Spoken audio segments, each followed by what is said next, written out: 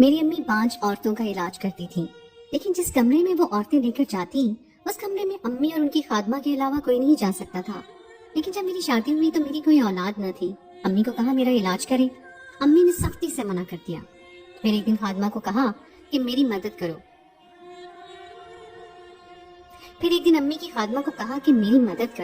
امی کی خادمہ نقاب کر کے گئی تو امی نے پوچھا نقاب کیوں کیا ہے؟ کہنے لگی چہرہ خراب ہے۔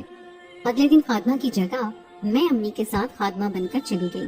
جو منظر میں نے دیکھا میری تو جان نکل گئی۔ توبہ توبہ۔ میری امی کا نام فاخرہ تھا۔ وہ اپنے دور کی سب سے زیادہ پڑھی لکھی خاتون تھی اور گاؤں کی پہلی ایسی لڑکی جو کہ ڈاکٹر بن رہی تھی، لیکن اس کی تعلیم پوری نہ ہو سکی کیونکہ ان کے والد صاحب اس دنیا سے چلے گئے۔ اس کے بعد میری امی نیم حکیم بن گئی اور وہ عورتوں کا علاج کرنے لگی۔ اسی طرح ان کی شادی میرے والد صاحب سے ہو گئی اور میں اس دنیا میں آ گئی، اور اب میری عمر بھی شادی کی ہو چکی تھی۔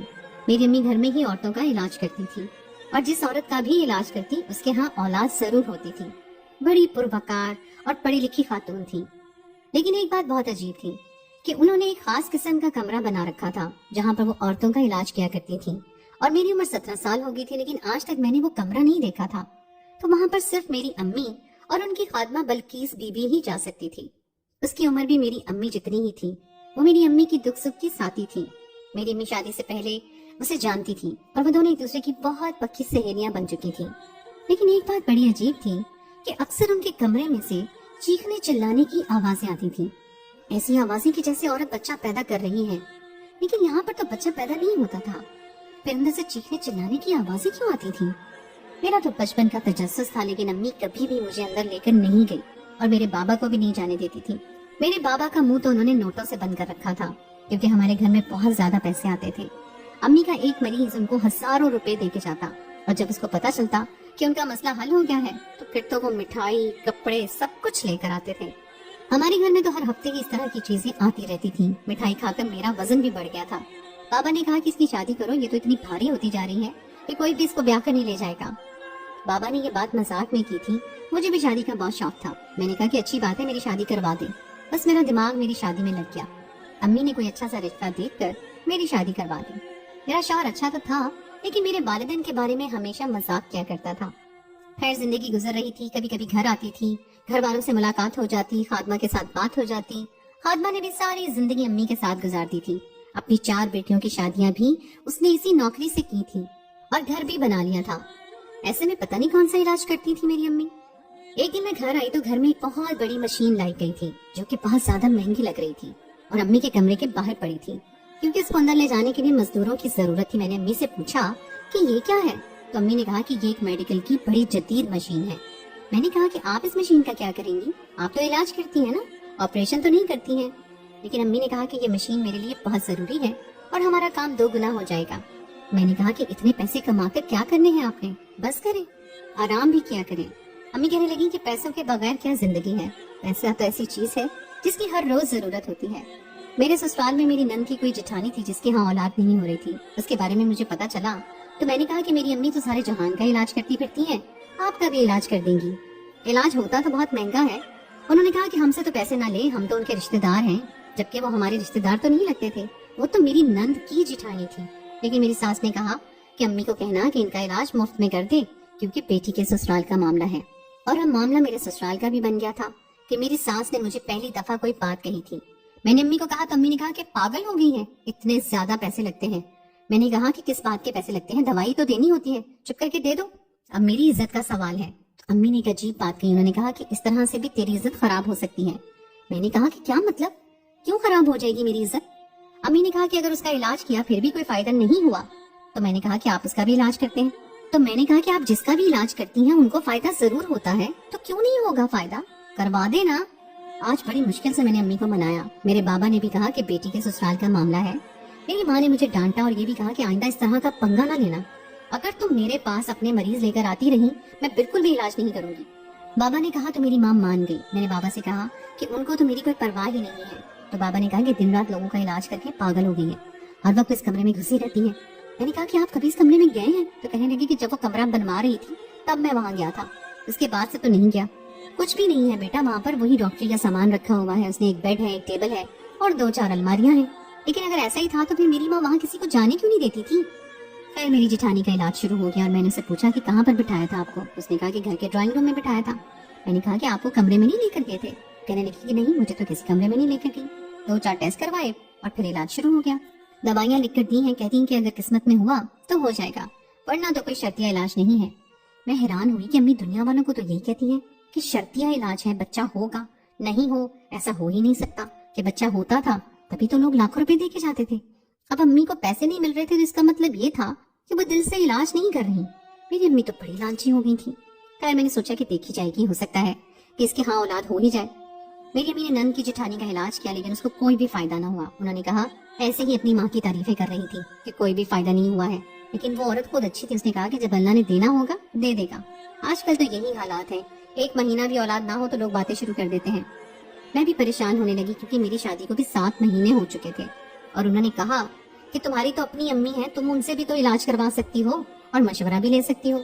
उसने मुझे कहा कि देर ना करना, कहीं तुम्हारा मेरे वाला हाल ना हो जाए, क्योंकि फिर ये लोग किसी को भी माफ नहीं करते। मैं तो इसी खानदान की थी, फिर भी मेरे पीछे इतनी सारी बातें करते थे, तभी तो पराए खानदान से लाए हैं तुम्हें। तुम्हारे साथ तो पता नहीं क्या करेंगे। मैं तो बहुत ज्यादा परेशान हो गई क्योंकि अभी तो कुदरती देर हो रही थी। एक दिन मेरी सास की बात करी थी, उसने कहा आजकल तो हर दूसरे बंदे का यही मसला है, अभी तक तो इस घर में खुशखबरियां आ जानी चाहिए थी लेकिन आई ही नहीं है। अल्लाह खैर करे। लुबना ने तो 4 साल इलाज करवाया फिर भी कुछ नहीं हुआ, अभी तो सिर्फ 7 महीने ही हुए हैं, देखते हैं क्या होता है। मैं इन सबकी बातों और हरकतों से बहुत ज्यादा परेशान हो गई थी। मैं अपने शौहर को बताए बिना, अपनी अम्मी को बताए बिना मैं डॉक्टर के पास चली गई और चेकअप करवाया। डॉक्टर ने मेरे 2-4 टेस्ट किए और कहा 2 दिन में आपको रिजल्ट मिलेगा। मैंने कहा कि रिजल्ट लेने नहीं आ सकती, आप प्लीज मुझे फोन पर ही बता दीजिएगा। उन्होंने कहा ठीक है, मेरा नंबर ले लिया। उन्होंने कहा कि ठीक है, मेरा नंबर ले लिया। डॉक्टर बहुत अच्छी थी, समझ गई कि मैं बार बार चोरी चोरी घर से नहीं निकल सकती थी। ये 2 दिन मैंने कैसे गुजारे मैं जानती हूँ। 2 दिन के बाद डॉक्टर की कॉल आई, उसने रिजल्ट बताया। उसने कहा कि बेटा आपके साथ भी मसला है और इस मसले के मुताबिक आप कभी माँ नहीं बन सकती हैं। मैंने आपको यही रिकमेंड करना था कि आप कोई छोटा मोटा इलाज करवा के, गोलियां वगैरह खा के अपनी बॉडी और अपनी जिंदगी को खराब ना करें, बल्कि आप IVF यानी टेस्ट ट्यूब बेबी का इलाज करवा लें। इलाज हो जाए तो फिर इसका रिजल्ट निकलता है। IVF यानी कि टेस्ट ट्यूब बेबी का इलाज इतना आसान नहीं था, उसमें बहुत सारे पैसे लगते थे। लेकिन डॉक्टर का कहना था कि अभी शुरू के दिन है, आप जवान हैं तो आपका शौहर मान जाएगा, वरना बाद में शौहरों को यही सोच होती है कि जो लाखों रुपए देके इलाज करवाना है और फिर नताइज की गारंटी भी नहीं है, सिर्फ 40% है, तो वो लाखों रुपए लगाकर दूसरी शादी कर लेते हैं और हर साल बच्चा पैदा करते हैं। मैं बहुत ज्यादा परेशान हो गई, सारी रात रोते हुए गुजारी। शौहर ने पूछा तो झूठ बोल दिया कि कुछ नहीं हुआ। मैं बहुत दुख में थी क्योंकि मैंने कभी सोचा भी नहीं था कि मेरे साथ ऐसा हो जाएगा। फिर एक दिन मेरे मोहल्ले की लड़की मेरे पास आई, उसने कहा कि तुम्हारी अम्मी से इलाज करवाया था, आज खैर से मेरे पास 2 जुड़वा बेटे हैं और मैं बहुत खुश हूँ। मुबारकबाद दी मैंने उसको। वो मेरी अम्मी की तारीफ करती रही और कहती रही कि अल्लाह ने उनके हाथ में शिफा दी है, जिसका भी इलाज करती है उसको शिफा मिल जाती है। मुझे उस औरत की बातों से बहुत तसल्ली हुई। उसने कहा कि 10 साल तक मेरे यहाँ औलाद नहीं हुई थी, तुम्हारी अम्मी से इलाज करवाया तो औलाद हो गई। तुम्हारी अम्मी है तो तुम्हें तो सब कुछ पता होगा। जब उसने ये बात की तो मैं हैरान हुई, ये सब कुछ पता होने से क्या मतलब है। उसने कहा कि यही के तरीका इलाज क्या है। मैंने कहा आपको पता है, क्योंकि मुझे नहीं पता था। उसने कहा छोड़ दो इस मौजू को, अम्मी सबका 1 महीने तक इलाज किया करती थी। मैंने सोच लिया था कि मैं अपने शौहर को ये सब नहीं बताऊंगी और ना ही अपनी सास को। पहले ही ये लोग मुझे कुछ ज्यादा पसंद नहीं करते थे। अपनी अम्मी को ही सब कुछ बताऊंगी, उनसे इलाज करवाऊंगी, उसके बाद मुझे किसी को बताने की जरूरत नहीं पड़ेगी। मैं अम्मी की तरफ चली गई। अम्मी सुबह सुबह ही बहुत ज्यादा मसरूफ थी, उसी कमरे में बैठी थी, बाहर ही नहीं आ रही थी। मुझे अंदर जाने की इजाजत नहीं थी। बाबा घर पर नहीं थे। 4 घंटे उन्होंने मुझे इंतजार करवाया। मैं बहुत गुस्सा हो गई। उसके बाद मैंने उनको कहा कि एक मसला है। क्या मसला है? पैसे चाहिए। तो मैंने कहा कि उन्हें पैसों की बात नहीं है और फिर उसके बाद उनको बताया कि मुझे डॉक्टर ने क्या कहा है। रिपोर्ट भी दिखाई उनको, जो डॉक्टर ने मुझे फोन पर भेजी थी। उन्होंने कहा कि रिपोर्ट तो यही कह रही है, तो अब क्या किया जाए, ये तो बड़ा मसला है।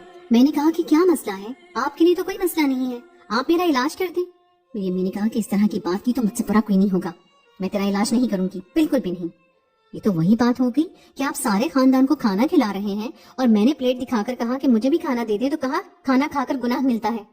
मतलब कि मेरी माँ ने इतना बुरा रद्द अमल दिया जैसे वो मर जाएंगी लेकिन इलाज नहीं करेंगी मेरा। मैंने कहा कि क्यों नहीं इलाज करेंगी? बाबा वहां पर आ गए। मैं रो रही थी। बाबा ने भी देख लिया कि एक दिन बेटी घर आई और ऊपर से रो रही है, तो परेशान हो गए। बाबा हमेशा से मुझे बहुत प्यार करते थे। उन्होंने कहा कि क्यों रो रही हो? तो अम्मी ने कहा कि फजूल की फरमाइश कर रही थी, मैंने इसको डांट दिया है। अम्मी ने ये बात पापा को नहीं बताई कि मैं कभी माँ नहीं बन सकती। मैंने इलाज के लिए कहा है कि मेरा इलाज नहीं कर रही हैं। एक तो इनकी गलत बयानी और ऊपर से झूठ भी बोला।